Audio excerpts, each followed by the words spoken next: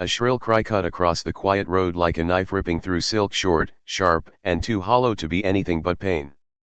Liam jerked awake in the driver's seat of his old pickup, blinking away exhaustion as the sound echoed again. The night sky hung moonless above him, the road stretching ahead in darkness, quiet except for the distant chirping of crickets. He rubbed his eyes, glanced back at the sleeping figure of his little daughter, Emily, curled in a blanket, and then leaned forward, squinting at something lying just off the gravel shoulder.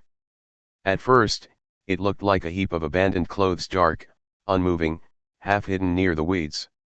Then he saw the faint movement. A trembling hand. A faint moan. Liam's heart kicked against his ribs. Someone was there. He grabbed his flashlight, stepping out cautiously. The beam sliced through the dark, catching the outline of a woman crumpled like a broken doll. Her hair long, tangled, matted with dirt covered half her face. Her clothes were torn, and bruises mottled her arms like dark fingerprints. "Hey!" Liam called, sprinting toward her. "Hey, can you hear me?" The woman flinched at his voice, but she did not turn. Her body remained frozen, stiff, and limp. He knelt beside her. "I'm not here to hurt you. I'm just trying to help." When he touched her shoulder, she sucked in a sharp breath, her whole body twitching, but still she did not move to rise. Don't move me," she whispered, barely audible. "Okay. I won't," Liam said softly. "But you're hurt. I need to know if—" "I can't feel my legs," she choked. I can't feel anything below my waist." Panic seized her voice, turning her words into ragged gasps. Liam felt his stomach twist. "Paralyzed? Out here alone in the cold? What happened?" he asked. But she didn't answer. She passed out instead, head lolling to the side. Liam's breath trembled. He looked back at his truck. He had no signal out here. The nearest town was miles away, and the night was growing colder by the minute. He swallowed hard, knowing exactly what he had to do. Carefully, terrified he might make things worse, he slid his arms under her fragile body. She tensed but didn't wake. "I'm sorry," he whispered, lifting her as gently as possible. "But I can't leave you here." The woman's weight sagged against him, far lighter than he expected, too light, as though she hadn't eaten properly in days. He carried her toward the truck, mind racing with worry. Emily stirred when he opened the door, rubbing her eyes. "Daddy? What's happening?" "It's okay, sweetheart," Liam murmured. "Just scoot over a bit. We're helping someone." Emily's eyes widened at the sight of the injured woman, but she obeyed, pressing herself to the opposite side of the seat. Liam laid the woman down carefully, tucking his old jacket under her head for support. Then he turned the truck around and pressed the gas pedal to the floor, heading toward the small town of Redwood Creek. As the truck bumped along the road, the woman came to again, eyes flickering half open. "You should've left me," she whispered. "Not a chance," Liam said. "You don't understand, you don't know who I am." "No," he replied. "But you're someone who needs help. That's all that matters right now." A tear slipped from the corner of her eye. She turned her head away, silent. Liam didn't push her. He drove with one hand on the wheel, the other trembling slightly on his knee. He'd never seen someone in such a state. And he'd seen plenty of hurt in his life. A single dad, working 2 jobs, scraping by paycheck to paycheck, he understood pain. But nothing like this.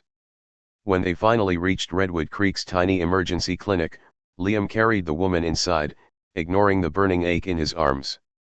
The nurses rushed her onto a gurney, peppering him with questions: how he found her, whether she'd been conscious, whether he'd moved her.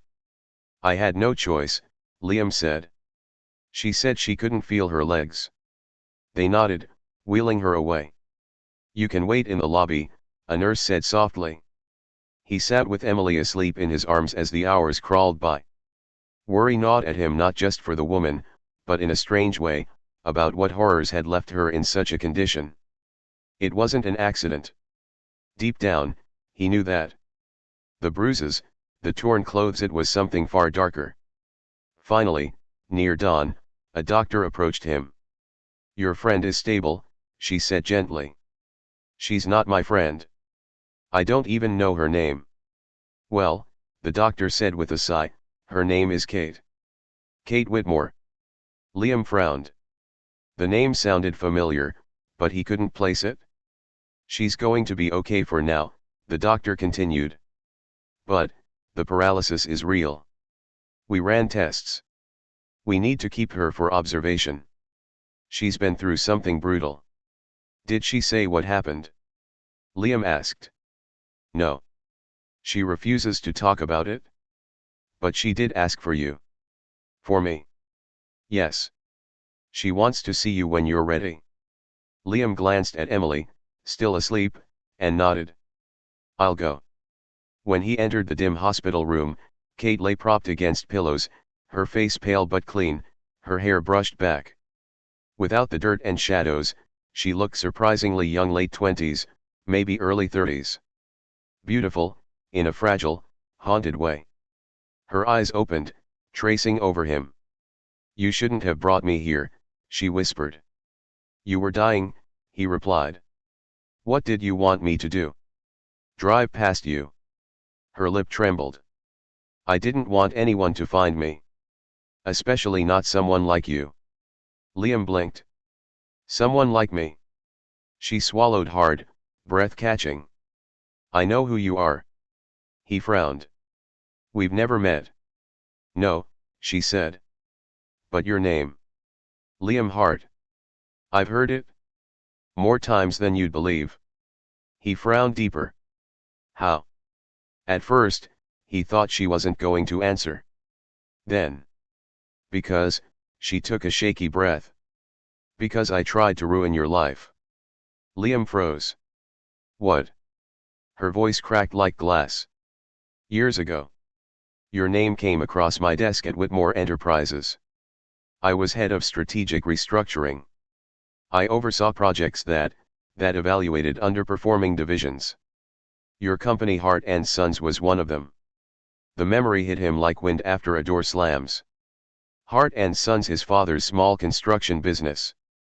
The one that had gone under so fast it had felt like watching a house burn with him still inside. "You're saying, that was you," he whispered. Kate closed her eyes, as though bracing for a blow. "Yes." Liam's heart pounded. The layoffs. The contracts pulled. The bankruptcy filed within months.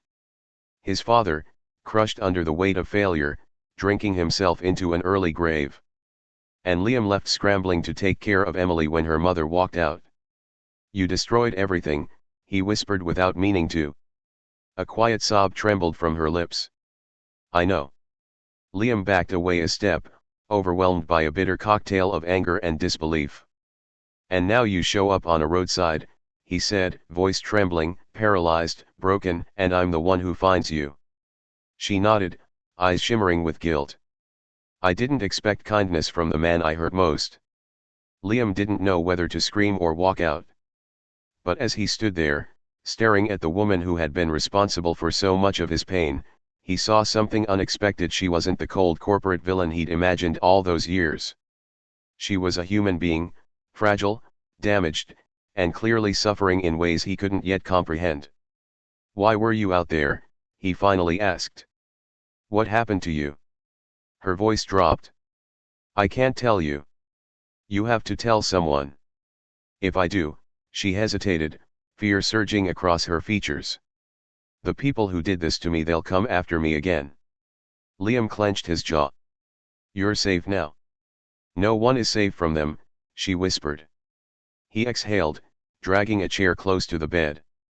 "Kate, if you want help, you're going to have to trust someone." She studied him through swollen eyes. "After what I did to your family, why would you help me?" He didn't know the answer. Maybe guilt was a heavy stone he was tired of carrying. Maybe he didn't want to become the kind of person who left someone helpless on the roadside. Maybe Emily's small face, always watching, always learning, reminded him he had to be better. "Because," he said softly, I don't want my daughter to grow up seeing me choose bitterness over compassion. Kate's throat tightened as she tried not to cry. For the next few days, Liam visited her daily. Emily brought her hand-drawn cards, placing them on the bedside table with shy smiles. And with each passing hour, Kate seemed less like the iron-willed executive from Liam's nightmares and more like a frightened, remorseful woman trapped in a web of her own consequences. Eventually, Kate opened up, not fully, but enough. She had blown the whistle on Whitmore Enterprises' illicit dealings, money laundering, exploitation, backroom deals. The corporation, owned by her own extended family, didn't take kindly to her conscience awakening. She'd uncovered too much, threatened too much, and they decided she needed to be silenced. They sent men after me, she whispered one night as Liam sat beside her. Told me no one would ever find me. Left me on that road. And I believed them. Liam absorbed her words with growing unease. She was living proof of what greed and power could do. What are you going to do now? He asked gently. I don't know, she admitted. I can't walk. I have no home. No job. No one to trust. You can trust me, he said before he could stop himself. She looked at him, startled. I don't expect forgiveness, she whispered. Not ever. I'm not offering forgiveness, Liam replied honestly. Just a chance. Tears streamed silently down her cheeks. When Kate was finally released from the clinic weeks later, Liam was the one waiting for her. He wheeled her out to the truck, helping her inside with gentle care.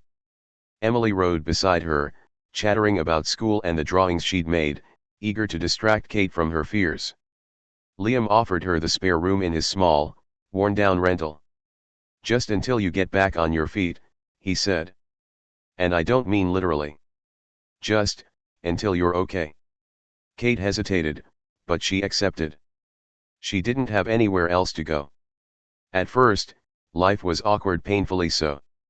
Liam cooked meals, Kate apologized constantly. Emily asked endless questions about why grown UPS looked so sad sometimes. But slowly, the heaviness shifted into something softer. Kate insisted on helping however she could, folding laundry from her wheelchair, tutoring Emily in math, organizing Liam's messy paperwork. She became part of their small, imperfect family, though she never claimed to deserve it. Late nights brought conversations deep, raw, and unexpected. Liam told her about his father. Kate told him about the guilt that had built up inside her long before she left Whitmore Enterprises. They shared grief like two people passing the same heavy book back and forth.